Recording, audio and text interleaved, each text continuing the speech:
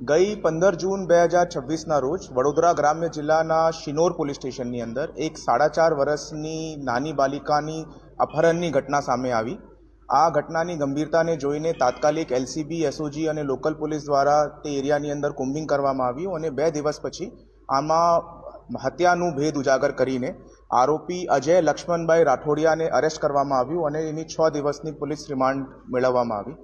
Police remand दरमियान पूछपरछ दरमियान अने पीएम रिपोर्ट आववाथी पुलिसे ए हकीकत खबर पड़ी कि आरोपी द्वारा बालिकाનું अपहरण कर्या पछी एमना साथे सेक्शुअल असोल्ट करवामां आव्युं हतुं अने एना पछी दोरीथी एमनुं टूपो मारीने मृत्यु निपजाववामां आवी हती। ए पछी एक थैलीनी अंदर पत्थरों साथे भरीने आ आखी डेड बॉडीने केनालनी अंदर छुपाववामां आव्युं हतुं।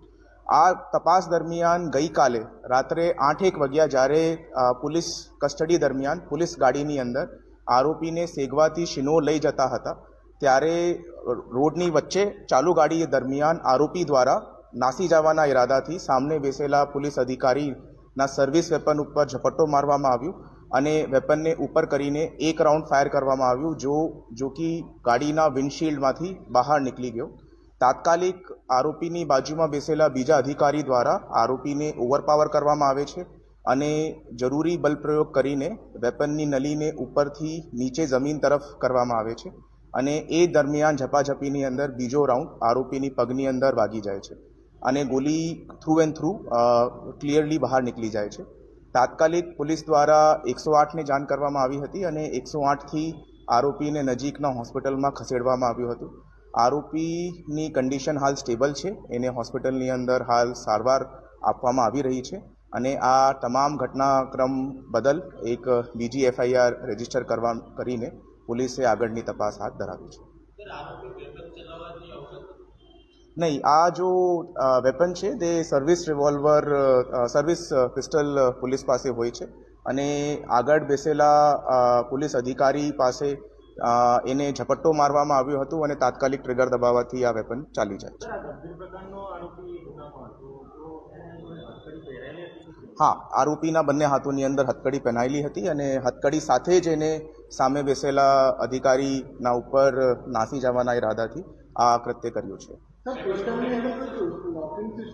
નહીં, આ ધીસ કાઇન્ડ ઓફ વેપન્સમાં નહીં હોય છે। જૂના વેપનની અંદર એક સેફટી કેચ આવે છે, આ વેપન્સની અંદર there is no safety catch.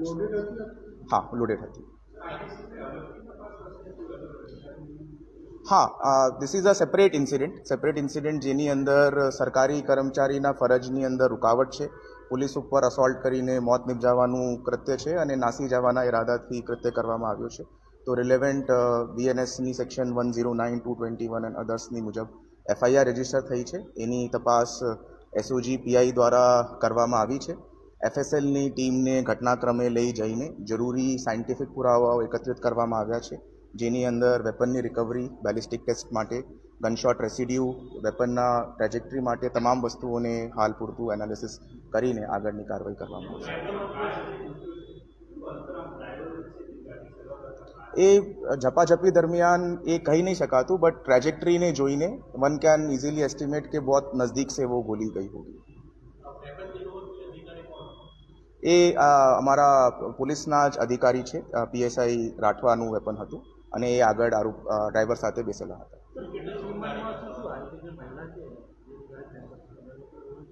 નહીં, મહિલાનું આ પ્રકરણની અંદર કોઈ પણ રોલ નથી। જ્યારે આરોપીની મહિલા સાથે રકઝક થઈ હતી અને એકબીજાના સાથે એ મનમુટાવ થયો હતો, તો એમનું બદલો કાઢવા માટે આરોપી દ્વારા આ દીકરી સાથે આ કૃત્ય કરવામાં આવ્યું। 6 દિવસની રિમાન્ડની અંદર જો પોલીસે 27 ઇન્ડિયન એવિડન્સ એક્ટ જૂનો 27 કલમના મુજબ જો વસ્તુઓ પુરાવાની હેઠળ એકત્રિત કરવાની હતી એ કરવામાં આવી। એની મેડિકલ ચકાસણી આરોપીની કરવામાં આવી। એમના ઘરથી આ જો દોરીથી ટૂંપો માર્યો હતો તે દોરી રિકવર કરવામાં આવી અને બીજા બાયોલોજિકલ સેમ્પલ્સ સાથે આ કૃત્યને પુરવાર કહી શકે તમામ પુરાવા એકત્રિત કરવામાં આવ્યા। આરોપી જો છે તે મધ્ય સીટની અંદર વચ્ચે બેસેલો હતો। એમના આજુબાજુ 2 પોલીસના અધિકારી કર્મચારી હતા, સામેની સાઈડ ઉપર ડ્રાઈવર અને એમની સાથે પોલીસ અધિકારી કર્મચારી હતા અને પાછળની સાઈડ પણ અધિકારી કર્મચારી नहीं this incident happened at very close quarters, बहुत क्लोज रेंज के अंदर ये हुआ है। तो कोई भी पुलिस कर्मचारी को किसी भी तरह की इजा हुई नहीं है। इमीडिएटली सूझबूझ से आरोपी को ओवरपावर करके जो वेपन की नली ऊपर थी उसको नीचे करने में आया ताकि क्लोज रेंज के अंदर कोई और मिसफायर हो तो किसी और को इंजरी हो, तो that was controlled.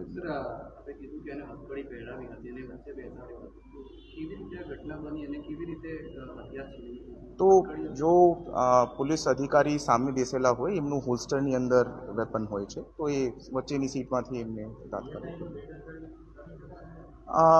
Prima facie आ कही शकातु नहीं, बट हमारा जो भी इंटरनल मैकेनिज्म्स है उसके अंदर जो भी इंक्वायरी देनी है जरूरी है वो सब कार्रवाई पुलिस के द्वारा करनी है। हाँ ही नहीं अत्यारे कोर्टनी प्रोडक्शन दरमियान वीडियो कॉन्फ्रेंसथी एमनुं प्रोडक्शन जज साहेबनी सूचना अनुसंधाने करवामां आव्युं छे। जज साहेब द्वारा आरोपी ने जो आ घटनाक्रमनी अंदर जरूरी सवालों पूछवाना हता ते तमाम सवालों पूछवामां आव्या छे एंड द जज is satisfied with this incident. तो आरोपी हाल होस्पिटल में छे अने होस्पिटलमांथी ज्यारे एमनी सारवार पूर्ण थशे तो पछी अमे पहला एमने आ केसनी अंदर जुडिशियरी सामे रजू करशुं અને પછી જ્યારે એમને જેલ હવાલે ભરવામાં આવશે તો ઇન ધ સેકન્ડ FIR हम उनका जेल वारंट भर के कस्टडी लेंगे।